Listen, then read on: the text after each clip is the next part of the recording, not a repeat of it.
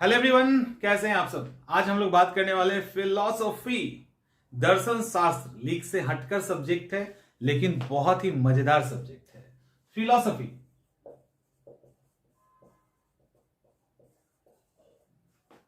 यानी दर्शन शास्त्र।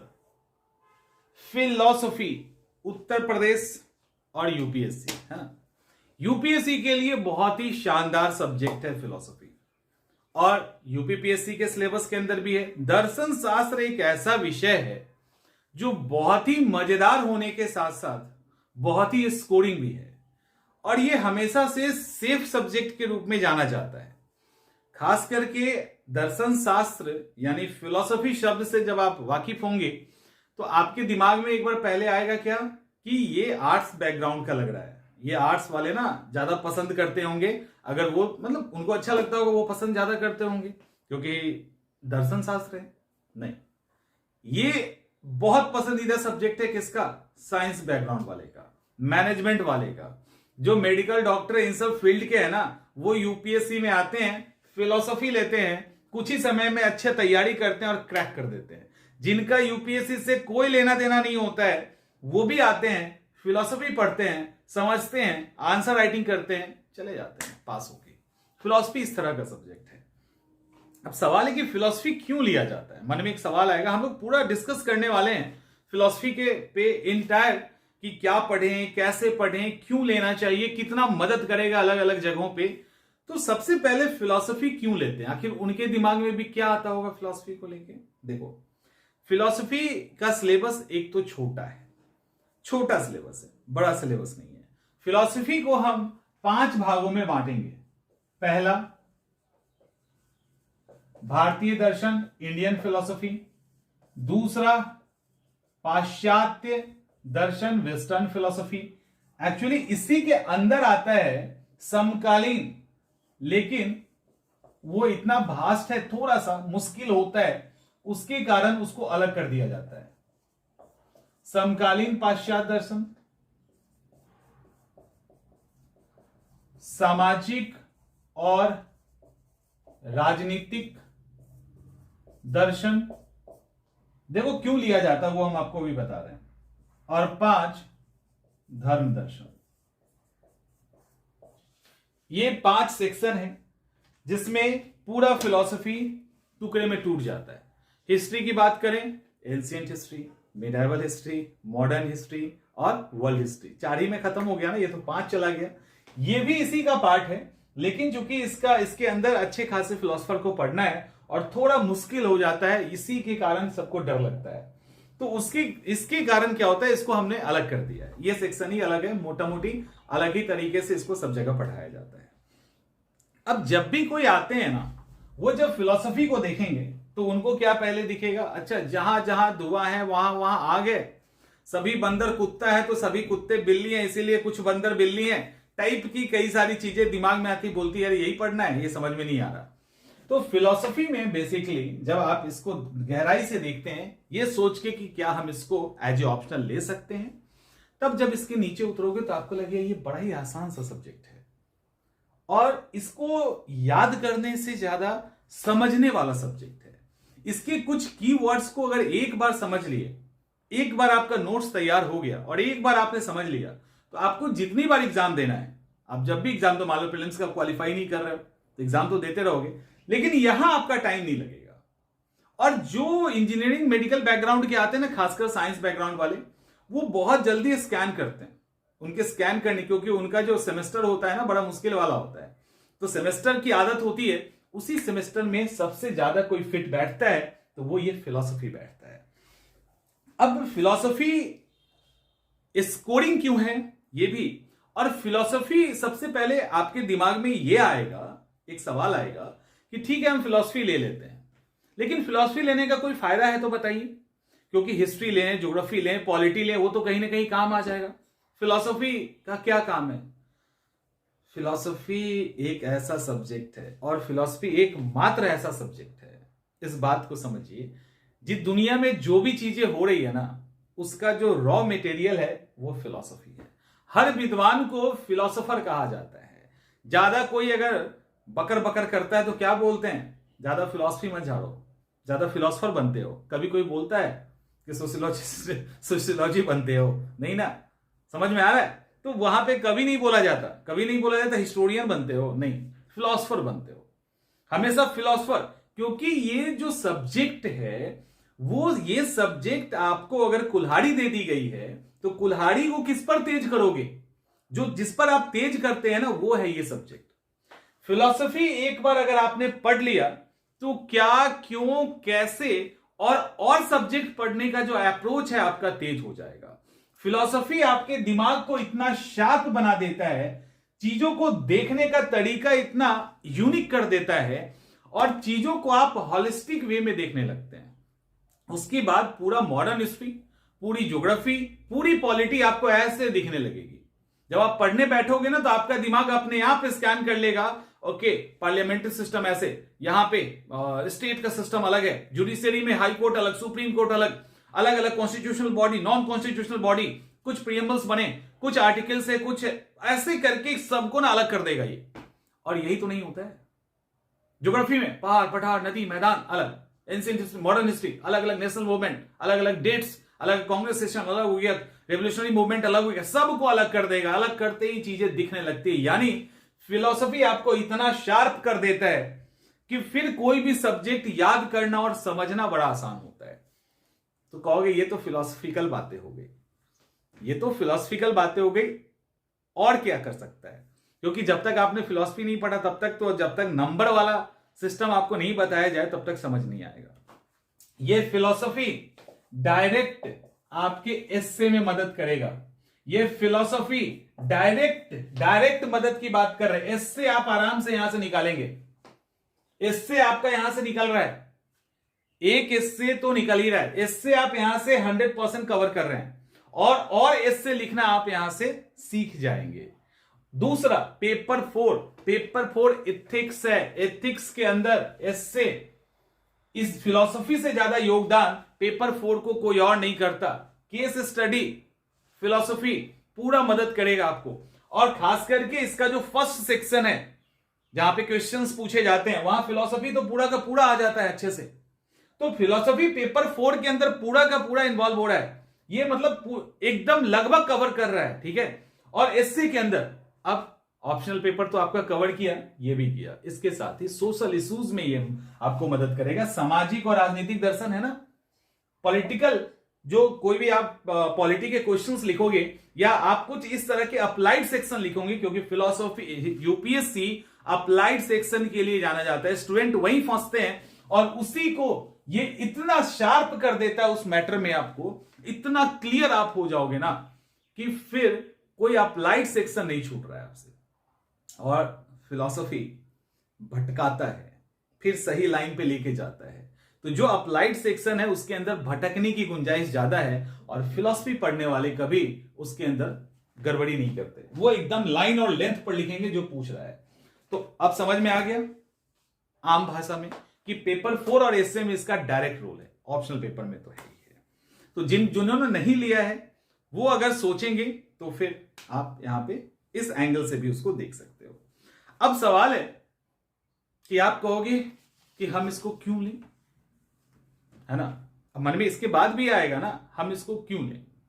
तो आप इसको इसलिए मत लीजिए कि आपको लेना है, फिलॉसफी ही आपको लेना है, एकमात्र सब्जेक्ट है जो क्वालिफाई करेगा, ऐसा बिल्कुल नहीं है। हां, आप अगर उलझ गए हो कि कौन से सब्जेक्ट को लें, तो यहां ये एक बेहतर विकल्प है, क्योंकि नॉन कन्वेंशनल सब्जेक्ट है ना, गैर पारंपरिक सब्जेक्ट है, हिस्ट्री, ज्योग्राफी, पॉलिटी, इकोनॉमिक्स, ये सब नहीं है। तो गैर पारंपरिक सब्जेक्ट के प्रति हमारा नॉलेज भी नहीं होता, हमें कोई बताने वाला भी नहीं होता। तो जस्ट ये एक इंफॉर्मेशन है कि आप अगर लेना चाहते हैं और कई ऑप्शनल के विकल्प में जा रहे हैं, तो फिलॉसफी को भी उसके अंदर लिस्टेड कीजिए, और इस पे भी आप विचार कर सकते हैं कि आप फिलॉसफी ले सकते हैं। हम लोग अभी इसको तोड़ेंगे भी कि इसकी स्ट्रैटेजी क्या हो। जो लोग ले चुके हैं उनको अगर दिक्कत हो रही है तो फिर वो कैसे क्या करें, क्लियर। और सब्जेक्ट में भी मदद करेगा, ये भी आपको समझ में आ गया, क्योंकि ये आपको इतना शार्प बना देता है कि आप सीख लेते हैं। देखो फिलॉसफी ना आपकी सोच को मजबूत कर देता है, फिलॉसफी आपके सोच के दायरे को बढ़ा देता है। जब आप फिलॉसफी पढ़ेंगे ना, तो अभी बिना फिलॉसफी पढ़े जिस दुनिया को आप देख रहे हो, यही दुनिया फिलॉसफी पढ़ने के बाद बदल जाएगी। आपके देखने का पूरा नजरिया बदल जाएगा, पूरा तरीका बदल जाएगा। डे टू डे लाइफ में आपके साथ बहुत सारी प्रॉब्लम्स हो रही होंगी ना, उसका भी सॉल्यूशन है फिलॉसफी। मतलब जीवन को देखने का नजरिया ही बदल देता है। आप जो आज चीजें देख रहे हैं ना, उसको अलग एस्पेक्ट पे देखने लगोगे अगर आप सही तरीके से फिलॉसफी पढ़ ले। तो philosophy as a UPSC aspirant ही आपको पढ़ना है ऐसा नहीं है। मेरी राय यह है कि एक ऐसा सब्जेक्ट है जिसको सबको पढ़ना चाहिए। तो बहुत सारी जो गड़बड़ियां हैं सोसाइटी के अंदर ना, वो वैसे ही समाप्त हो जाएगी। चलिए आगे चलते हैं। अब फिलॉसफी को हम पढ़ने की जो हमारी स्ट्रैटेजी हो वो क्या है ना, रणनीति पे काम कर लेते हैं थोड़ा सा। जिन्होंने फिलॉसफी लिया है, जिसको दिक्कत हो रही है, कभी कभी होता है फिलॉसफी लेने के बाद ना पढ़े कैसे, क्योंकि वो अपने आप को उलझा लेते हैं। हम आपको आज आपकी जो उलझने हैं उसको सुलझा देंगे। आप बड़े प्यार और आराम से फिलॉसफी जिन्होंने लिया भी है ना, वो भी बहुत अच्छे से फिलॉसफी को कवर करोगे। पहले फिलॉसफी का आपका सेक्शन 1 2 3 4 5, ठीक है, 5 भागों में। इंडियन फिलॉसफी, वेस्टर्न, ये देखो आपको जो फिलॉसफी पढ़नी है इसमें ध्यान रखिएगा, उसको 2 स्टेज में पढ़ना है, 1 एंड स्टेज 2। 2 स्टेज में पढ़ना है, स्टेज 1 एंड स्टेज 2। देखिए वैसे जब भी कोई आप सब्जेक्ट पढ़ते हो तो आप 3-4 बार में पढ़ते ही हैं, ऐसा कोई बात नहीं है। फिलॉसफी के लिए थोड़ा सा अलग है क्योंकि इसका अप्रोच अलग रखना पड़ेगा। तो इसको 2 भाग का कहने का मतलब क्या है? 2 भाग कहने का मतलब यह है, देखो पहले तो आप इसको पढ़ेंगे, ये आपकी प्रायोरिटी है, पहला नंबर। कोशिश कीजिए दूसरे नंबर पे आप इसको पढ़ लो। अब आप कहेंगे कि रिलीजियस फिलॉसफी के अंदर, रिलीजियस जो फिलॉसफी है उसमें वेस्टर्न फिलॉसफी की भी बात की गई है, तो उसमें इंडियन की भी तो की गई है ना। तो ये पढ़ने के लिए बस क्यों कहा जा रहा है? ये फर्स्ट स्टेज की पढ़ाई है, फर्स्ट स्टेज की पढ़ाई है। तो आप या तो इसको कर लीजिए या दोबारा इसको कर लीजिए, नहीं तो कोई बात नहीं, इसको छोड़ दीजिए। अगर आपके मन में सवाल उठ जाए तो इसको छोड़ दीजिए, इसको दूसरे नंबर पे कीजिए, इसको तीसरे नंबर पे कीजिए, इसको छोड़ दीजिए, इसको चौथे नंबर पे कीजिए और इसको 5वें नंबर पे कीजिए। अब जब आप अभी पढ़ रहे हो, अभी आपने अगर पढ़ना शुरू किया, स्टार्टिंग में इसको काट के हटा दीजिए। अभी मान लीजिए कि ये जो सेक्शन 4 है ये आपके फिलॉसफी में नहीं है, फर्स्ट स्टेज में ये आपके फिलॉसफी में नहीं है, ये आप मान लीजिए। इसको अभी साइड करो, क्योंकि इसके अंदर थोड़ा सा पॉलिटी का नॉलेज, थोड़ा सा सोशल नॉलेज आपके पास होना चाहिए, इसलिए इसको भी साइड कीजिए। अभी हम फिलॉसफी पढ़ रहे हैं ना, प्योर कोर फिलॉसफी पढ़ेंगे। देखिए क्या करना है आपको, पहली बार में आपको क्या करना है, पहली फिलॉसफी में फंसते कहां पे हैं आप? कहां फंसते हो फिलॉसफी में? आप फंसते वहां हो जहां आप रिलेट करने लगते हैं चीजों को। जैसे आप रिलेट किसके साथ करेंगे? चार्वाका का जैन के साथ, जैन का बौद्ध के साथ, शंकर का रामानुज के साथ। इधर साउथ के अंदर आ जाओ तो Descartes, Spinoza, Leibniz, Locke, Berkeley, Kant, Hume, Hegel, ये सब। अब कांट को कंपेयर कर रहे हैं, डेकार्ते को कंपेयर कर रहे हैं, लाइबनिज को जैन के साथ कंपेयर कर रहे हैं। अब एक तो अपने में इंडियन को कंपेयर कर रहा है, दूसरी तरफ वेस्टर्न को कंपेयर कर रहा है। ये तो नॉर्मल स्टेज है, और एडवांस स्टेज में अब इंडियन वेस्टर्न को कंपेयर कर रहा है, वेस्टर्न इंडियन को कंपेयर कर रहा है, स्पिनोजा को शंकराचार्य से लड़ा रहे हैं, जैन को डेकार्ते से, जैन को लाइबनिज से लड़ा रहे हैं। तो ऐसे जब कंपेयर करना शुरू करते हैं तब ये फिलॉसफी उलझ जाता है। और जब भी आप पढ़ाई स्टार्ट करते हो तो सबसे पहले दिमाग में आपके यही खुराफात आता है कि हम कंपेयर कैसे करें, नंबर तो उसी से उठेगा। अरे भाई पहले है क्या, पहले ये तो सीख लो, पहले कौन किस फिलोसफर ने क्या कहा, पहले इसको तो सीख लीजिए ना। इसको सीखे नहीं, हम उसके लास्ट स्टेज की बात कर रहे हैं, कब कहां किसको फंसाएं, किसको कंपेयर करें, नहीं, भूल जाओ कंपेयर। पहली बार में पहली जो फर्स्ट स्टेज है उसके बस एक ही है कि आप उसमें कोई कंपेयर नहीं करेंगे, ना इंडियन को इंडियन से, ना वेस्टर्न को वेस्टर्न से, तो एक दूसरे को तो करने की बात ही खत्म हो गई। आपको पहले स्टेज में क्या करना है, बड़े ही प्यार से आपको हर एक फिलोसोफर को पढ़ना है, ठीक है, सिर्फ पढ़ना है। जैन क्या कहता है, अच्छी बात है, बौद्ध क्या कहता है, ठीक है, इसके अंदर जो टर्म्स आएंगे, जो शब्दावली आएगी, उसको क्लियर करना है। जैसे प्रतीत समुत्पाद, ख्यातिवाद। ख्यातिवाद के अंदर कई कैटेगरी हैं। ब्रह्म क्या है, ईश्वर क्या है, जगत क्या है, देहात्मवाद क्या है, ऐसे कई टर्म्स आएंगे ना। सगुण निर्गुण क्या है, कई टर्म्स आएंगे।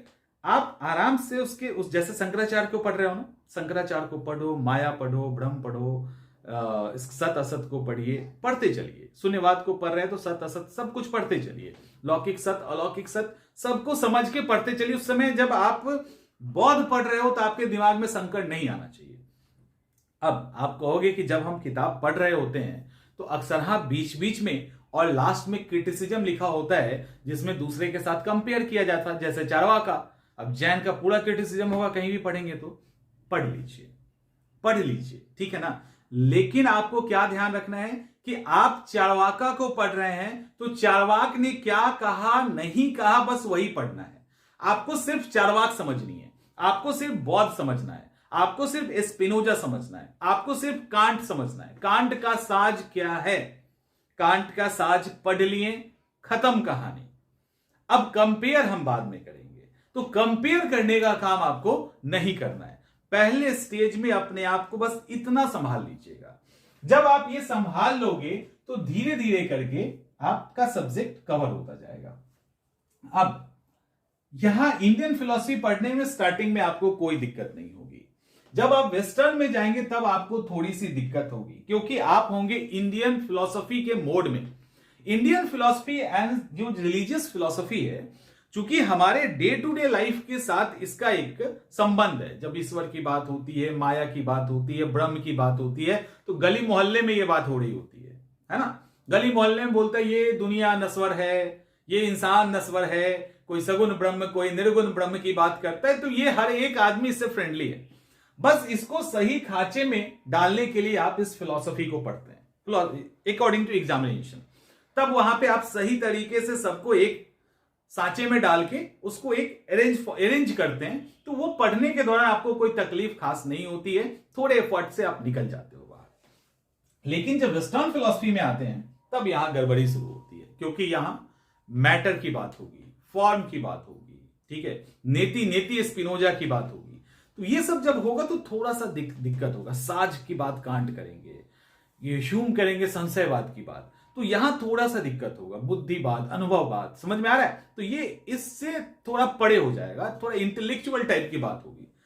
इसमें भी आपको एकदम परेशान नहीं होना है। जब टेबुला रासा पढ़ रहे हो ना लॉक का, तो आराम से लॉक का टेबुला रासा पढ़िए, ठीक है, कुछ नहीं पढ़िए। उसमें बरकले को जब पढ़ रहे हो ना, मैं सोचता हूं इसलिए मैं हूं, तो सिर्फ बरकले को पढ़िए। मैं सोचता हूं, मैं हूं, मैं बरकले क्या कर रहा है, फिर लॉक क्या कर रहा है, भाड़ में जाए, ठीक है। देखार्ते कोजिटो एर्गो सम पढ़ रहे हैं ना, तो कोजिटो एर्गो सम ही को हम सिर्फ समझ रहे हैं। ये जब करते जाएंगे तो ये भी आसान हो जाएगा। एकदम दिक्कत होगी थोड़ी सी, लेकिन धीरे धीरे करके जैसे ही 2-3 फिलोसफर को निपटाए, आगे की बहुत चीजें अपने आप समझ में आ जाएगी, फिर धीरे धीरे स्मूथ होता चला जाएगा। क्योंकि आपने बुद्धिवाद, अनुभववाद को समझ लिया तो कांट को समझने में बहुत तकलीफ नहीं होगी, ह्यूम हेगल को समझने में दिक्कत नहीं होगी। अब जब नीचे उतरोगे, यहां एक्चुअल में तकलीफ है, यहां तकलीफ है, यहां इससे इनकार नहीं किया जा सकता, यहां दिक्कत एक होती है। यहां दिक्कत होती है तो आपको मैक्सिमम लोग क्या कहेंगे कि रट लो। देखो, रटना बहुत अच्छा सॉल्यूशन नहीं है। यहां जब आप स्ट्रॉसन, क्वाइन, विटगेनस्टीन को पढ़ेंगे, तो जब आप पढ़ोगे तो उनकी भी जैसे उत्तरवर्ती और पूर्ववर्ती विटगेनस्टीन में बहुत अंतर है। तो एयर है, हेयर है, कई सारे फिलोसफर हैं यहाँ भी। तो यहां पे थोड़ा ज्यादा टाइम आपको लगेगा, क्योंकि आपके पास समय है। तो बड़े प्यार से और आराम से इसके एक एक थ्योरी को करते चलिए। इसके चक्कर में ही बहुत सारे लोग फिलॉसफी नहीं लेते हैं। एक्चुअली ये इतना बड़ा हर्डल नहीं है। वैसे तो सारे सब्जेक्ट में ही कोई ना कोई ऐसा सेक्शन है जो परेशान करता है, तो और तो हिस्सा आपको परेशान नहीं कर रहा ना, थोड़ा सा ये परेशान करेगा, ये वाला हिस्सा। और ये तो बिल्कुल ही नहीं करेगा, ये वाला बिल्कुल ही नहीं करेगा। सोचो ना कि ये पूरा खाली खत्म कहानी, ये धर्म दर्शन कुछ नहीं करेगा आपको। धर्म दर्शन, इस दोनों को आपने पढ़ लिया, आपका धर्म दर्शन हो गया। अब देखो कैसे कंटेम्पररी के अंदर इसमें थोड़ा टाइम दे दीजिए बस इसको। और सब्जेक्ट, और जैसे कंटेम्पररी पढ़ रहे हो ना, तो कंटेम्पररी पढ़ते रहिए, इसको स्टार्ट कर दीजिए धर्म दर्शन को। ये धीरे धीरे चलता रहेगा। इसके छोटे छोटे टर्म्स को क्लियर करते चलो बस, ये इसको लो ही नहीं सिलेबस के अंदर, इसको धीरे धीरे आप पढ़ते रहिए और साथ में धम्म दर्शन को स्टार्ट कर दीजिए। समझ में आ रहा है? तो धीरे धीरे करके एक एक फिलोसफर को आप जब अच्छे से समय देंगे ना तो ये सब समझ में आ जाएगा। नहीं आने का कोई सीन ही नहीं, 2 बार 3 बार पढ़ो ना, समझ में आ जाएगा। उसके बाद जब आप धर्म दर्शन एक के अंदर आएंगे तो यहां आपकी प्रॉब्लम खत्म हो चुकी होगी। आपने जब इंडियन फिलॉसफी को पढ़ा, सारा धर्म ही पढ़ा। जब वेस्टर्न को पढ़ा तो फिलोसफर को समझ गए, स्पिनोजा क्या कहता है नीति नीति में। समझ में आ रहा है? डेकार्ते का ईश्वर क्या है, लॉक का ईश्वर क्या है, बर्कले का ईश्वर क्या है, कांट का ईश्वर क्या है। तो वेस्टर्न फिलोसफर ईश्वर को लेकर क्या सोचते हैं वो तो आपका क्लियर है। यहां पे तो खाली ईश्वर की बात ही हुआ है, ईश्वर, आत्मा, मोक्ष, इन्हीं की बात हो रही है इंडियन फिलोसफी में। अब इंडियन फिलोसफी में ईश्वर, आत्मा, मोक्ष की बात हो रही है। वेस्टर्न फिलोसफर को समझ गए कि ईश्वर के बारे में क्या कह रहा है। धर्म दर्शन में और क्या है? धर्म दर्शन में कुछ नहीं है। धर्म दर्शन में आत्मा, ईश्वर, इहलोक, परलोक, इन्हीं की बात की जाती है और इसमें आपको यही सारी चीजों को कंपेयर में दिखाना पड़ेगा। अब जब यहां पे अब चूंकि रिलीजियस फिलॉसफी है तो सिर्फ यही तो होगा नहीं। अब रिलीजियस फिलॉसफी है तो ईश्वर को अच्छे से एक्सप्लेन किया गया है कि इल्हाम क्या है, ईश्वर की जानकारी कैसे मिलती है, दैवी प्रकाशना क्या होता है। ठीक है, तो अब ईश्वर की जानकारी कैसे मिलती है, अपूर्ण प्रतीक क्या होता है। तो ऐसे कुछ सेक्शन है। ईश्वरीय भाषा क्या होती है, धार्मिक भाषा क्या होती है, कितना सही होता है, कितना सही मानेंगे, ऐसी कुछ चीजों को आप पढ़ेंगे। ओवरऑल सारा कुछ वही है जो ऊपर पढ़े हो। तो ऊपर पढ़ने के कारण आपका नीचे वाला जो हिस्सा है वो हार्डली 10 to 15 डेज के अंदर खत्म कहानी हो जाता है। ये आपको परेशान नहीं करेगा कहीं से। आप सोचोगे सिर्फ आपको पढ़ लेना है, लेकिन पढ़ने के दौरान जो पढ़ रहे हो सिर्फ उसी को पढ़ना है, कंपेयर नहीं करना है। इस बात का ध्यान रखिएगा। उसके बाद ये जो सामाजिक आर्थिक दर्शन, इसको छोड़ दीजिए, इसको छोड़ देना, इसको पढ़ना ही नहीं है। इसको कब पढ़ना है? जब आप पूरा जीएस पढ़ लोगे। जब आप पूरी जीएस को पढ़ लेंगे ना, आपको अगर पढ़ने का मन है तो एक राउंड लगा लो, कोई इशू नहीं है। जब आप पूरा जीएस पेपर यूपीएससी के कॉन्टेक्स्ट में प्रीलिम्स और मेंस का पढ़ लेंगे, यहां पे आ जाइएगा, 20% एफर्ट कीजिएगा, आपका ये आपके पास होगा। हाँ, अगर आप पहले कोशिश करेंगे स्टार्टिंग में ही कि इसको कवर करने का, तो आपको मेहनत ज्यादा करनी पड़ेगी। तो मेहनत हमें बचाना है, समय भी तो बचाना है, कहीं और भी तो लगाना है समय ना। तो और लगाना है समय और समय बचाना है और सही तरीके से तैयारी करनी है। इसको स्टार्टिंग में छोड़ दीजिए। लास्ट में जैसे ही आपने पॉलिटी, इकोनॉमिक, सोशल इशू सब पढ़ लिया ना, तो आपके दिमाग में आ गया, आप वहीं पे सब पढ़ चुके। अब यहां पे आइए, कुछ एक्स्ट्रा कंटेंट जो है उस समय के जो भी पॉलिटिकल फिलोसफर हैं इनके बारे में थोड़ा सा पढ़ना है, तो वो चीजें आसान हो जाएगी। जब पॉलिटी आप समझ लोगे, टाइप्स ऑफ डेमोक्रेसी आपको पॉलिटी के अंदर समझ में आ जाएगा ना, तो फिर वो डेमोक्रेसी के प्रकार यहां समझने में दिक्कत नहीं होगी ना। इसीलिए कहते हैं जब वो कर लोगे तब यहां करना तो आसान हो जाएगा। तो इसलिए इसको छोड़ दीजिए। ये फिलॉसफी के अंदर नहीं है बेसिकली, क्योंकि फिलॉसफी का एक टॉपिक है तो थोड़ा फिलोसफिकल टच देना है। अदरवाइज जीएस और फिलॉसफी के हल्के टच के साथ ये सब्जेक्ट तैयार हो जाते हैं। इसके लिए एक्स्ट्रा एफर्ट बहुत नहीं करना है। ये चीजें आसानी से समझ में आ जाएंगी। समझ में आ गया? अब जब ये आप फर्स्ट राउंड में कर लेंगे तो आपका फिलॉसफी पे एक बढ़िया पकड़ बन जाएगा और जल्दी बन जाएगा। फिलॉसफी पढ़ने में टाइम नहीं लगता है। इंडियन फिलॉसफी ये सब पढ़ने में समय लगता ही नहीं है। आप सही तरीके से 2-2, 3-3 घंटे डेली का दोगे ना, तो आप बहुत जल्दी कवर कर लेंगे। जैसे करेंगे, अब ये आता है सेकेंड स्टेज। पहले स्टेज में अगर मेरी बात अगर कर पाओ आप, तो कोशिश कीजिए, ये नहीं मानिए कि हम यूपीएससी की तैयारी कर रहे हैं। आप ये मान के चलिए कि हमको बस फिलॉसफी पढ़ना है। पहले स्टेज में उसी तरह से पढ़ जाइए। अब जब आना सेकेंड स्टेज में ना, तब सबसे पहले PYQ देखिएगा। जिस सब्जेक्ट को, जिस चैप्टर को पढ़ना है उसका PYQ। अब चूंकि आप पहले राउंड में ही मोटा मोटी चीजों को समझ चुके हैं, देखो सब तो समझ में आएगा नहीं, इतना इजी तो होता नहीं है, उसके लिए रिवीजन करना होता है, लेकिन मोटा मोटा आप समझ चुके हैं। अब यहां पे आपको क्या करना है? बेसिकली कंपेयर करना है। किसका? इंडियन का इंडियन से, इंडियन का वेस्टर्न से, वेस्टर्न का वेस्टर्न से, वेस्टर्न का इंडियन से। अब कंपेयर करना है ना। अब यहां पे चीजें आपकी उलझेगी।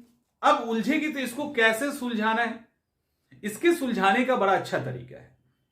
फिलॉसफी को उलझने ही नहीं देंगे हम, चाहे जो हो जाए, एकदम सुलझाते हुए निकाल देंगे।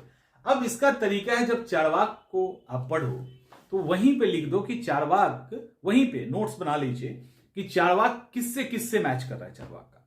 अच्छा जैन का इससे मतलब एक एग्जांपल इसका, इससे चल छोड़ो इसको, सबसे अच्छा समझ में आएगा शंकराचार्य का। शंकराचार्य स्पिनोजा, शंकराचार्य का स्पिनोजा भी गोल है, मतलब ईश्वर जो है वो गोल है मतलब शून्य है, और स्पिनोजा का भी शून्य है। तो अब शंकराचार्य स्पिनोजा से कहां कहां मैच कर रहे हैं, जैन लाइबनिज के चिदनु से कहां कहां जैन का जो मैटर है वो मैच कर रहा है। तो जो कंपेयर कहां किसका हो रहा है वो कंपेयर लिखते चलिए। अगर जैन का किसी और फिलोसफर से हो रहा है नोट कर लीजिए, वेस्टर्न से हो रहा है नोट कर लीजिए। अब आपका काम यही तो बचा है, उसको जैसे जैसे नोट करते चले जाओगे हर चैप्टर का, वैसे वैसे फिलॉसफी आपका समाप्त होता चला जाएगा। सेकेंड राउंड आपके लिए हर्डल नहीं है, क्योंकि सबसे बड़ी दिक्कत फिलॉसफी में समझने की होती है। शब्दों के साथ खेलना सीख गए, शब्दों को समझना सीख गए, तो शब्द को जैसे ही आपने समझ लिया अब ये आपके लिए मुश्किल नहीं है। अब जब कंपेयर करेंगे सेकेंड राउंड में तो फटाफट कंपेयर करते चले जाएंगे। बेहतर ये होगा कि सेकेंड राउंड को रिवीजन मान के आप एक ही काम करिए, वो है कंपेयर करने का, इंडियन को इंडियन से, इंडियन को वेस्टर्न से, वेस्टर्न को वेस्टर्न से। जब कंपेयर खाली करते चलिए, इससे फटाफट आपका फिलॉसफी रिवाइज हो जाएगा। और उसके बाद तीसरे में रिवीजन स्टार्ट करिए, आंसर राइटिंग शुरू करो, पीवाईक्यू के साथ स्टार्ट कीजिए, पीवाईक्यू के साथ एक एक आंसर को लिखना स्टार्ट करो। हर एक चीज आपके कमांड में होगा। और बहुत ये जो बता रहे हैं तो आपको लगता है बहुत टाइम लगेगा, नहीं। किसी भी सब्जेक्ट से, history optional, geography optional, polity optional, उससे यहां पे आपको 50% से अधिक समय नहीं लगना है। जो जो आप देख रहे हो ना, जितना भी आप कुछ भी आप पब्लिक पबैड निकाल लीजिए। और खासियत क्या है यहां पे कि सोशल एंड पॉलिटिकल को छोड़ दो तो बाकी कहीं करंट डालने की जरूरत ही नहीं है। यहां पे करंट डालेंगे तो अच्छा रहेगा, तो और कहीं पे करंट अफेयर्स डालने की जरूरत नहीं। कुछ ऐसा अगर है तो अदरवाइज ये तो जो है सो है, कहीं पे करंट अफेयर्स का कोई अपडेट नहीं है। समझना सब कुछ है, ज्यादा इसमें दिमाग ही नहीं लगाना है। कंपेयर किया जा रहा है, ठीक है, कंपेयर करो, लिखो, जितना कंपेयर करोगे उतना नंबर मिलेगा। इतना आसान है ये फिलॉसफी। और मेहनत की बात करें तो किसी भी ऑप्शनल से 50% से कम समय लगेगा, उससे अधिक नहीं लगेगा। जो एक्स्ट्रा समय लगा दीजिए और जगह पे जहां पे आपका हिस्सा कमजोर है। तो इसीलिए ये एक ऐसा सब्जेक्ट है जिसको आप लेकर अच्छे से तैयारी कर सकते हैं। बुक्स की बात करें तो बुक्स को लेकर वाई मसी की किताब वेस्टर्न फिलॉसफी और रिलीजियस फिलॉसफी के लिए आता है, तो वो इंग्लिश में भी हिंदी में भी आप ले सकते हैं। गावाज किताब आती है सोशल पॉलिटिकल फिलॉसफी के लिए। इसके अलावा इंडियन फिलॉसफी के लिए जो किताब है वो है, इंडियन फिलॉसफी के लिए दत्त एंड चटर्जी की किताब स्टार्टिंग में अच्छी रहेगी। हरिश्चंद्र वर्मा की जो किताब है वो भी आप, हरेंद्र नाथ वर्मा की किताब वो भी अच्छी किताब है। उपाध्याय जी की किताब वेस्टर्न पे अच्छी है स्टार्टिंग के लिए। वाई मसी थोड़ा सा मुश्किल हो जाता है, तो उपाध्याय जी की किताब ले लेंगे तो वेस्टर्न के लिए काफी है। बसंत कुमार लाल इसके लिए कंटेम्प्रेरी के लिए, कंटेम्प्रेरी वेस्टर्न फिलॉसफी के लिए काफी अच्छा है। तो इस तरह से एक एक किताब एक ही लेना, एक से ज्यादा लेना, एक एक किताब आराम से पढ़िए। कोई कहेगा कि नहीं ये ले लो, नहीं, स्टार्टिंग में नहीं, आपको नहीं कुछ करना, आपको सिर्फ समझना है। तो स्टार्टिंग में एकदम बेसिक किताब, और भी कोई आपको बेसिक किताब मिलता है तो वो बेसिक किताब से स्टार्ट कीजिए।